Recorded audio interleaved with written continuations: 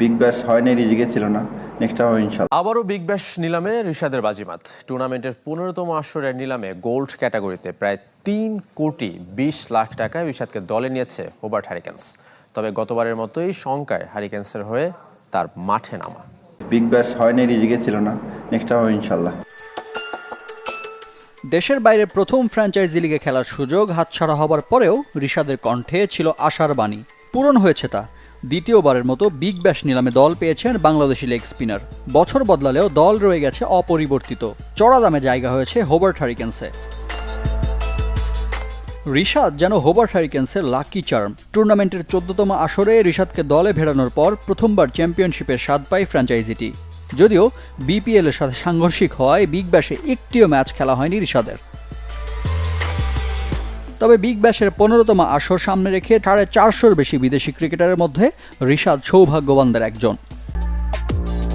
নিলামে গোল্ড ক্যাটাগরিতে এই স্পিনারের মূল্য $3 লাখ, বাংলাদেশি টাকায় 3,20,00,000-এর বেশি। পুরো টুর্নামেন্টে দলের সাথে থাকলে চুক্তির পূর্ণ অর্থ পাবেন। তবে অনিশ্চয়তা আছে এবারও।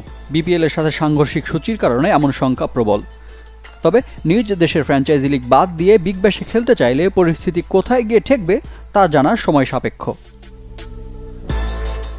অস্ট্রেলিয়ার ফ্র্যাঞ্চাইজি লিগ বিগ ব্যাশের ইতিহাসে এখন পর্যন্ত একমাত্র বাংলাদেশি ক্রিকেটার হিসেবে খেলার কৃতিত্ব সাকিব আল হাসানের।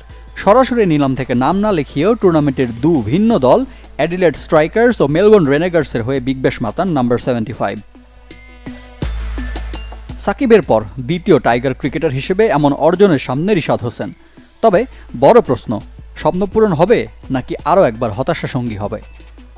বিগ ব্যাশের মতো ফ্র্যাঞ্চাইজি লিগের চ্যাম্পিয়ন দল হন্য হয়ে খুঁজছে বাংলাদেশের এক লেগ স্পিনারকে।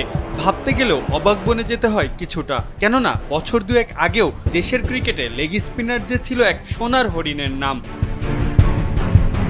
2024 টি-20 বিশ্বকাপে দুর্দান্ত পারফর্ম করে সবার নজরে আসেন এই টাইগার লেগ স্পিনার। ছিলেন ওই ক্যালেন্ডার ইয়ারের টি-20তে বাংলাদেশের সর্বোচ্চ উইকেট শিকারী।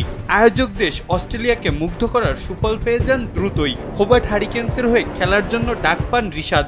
তবে ওয়েস্ট ইন্ডিজ সফর ও বিপিএল এর ব্যস্ততায় বিসিবির অনাপত্তি পত্র আর পাওয়া হয়নি রিশাদের।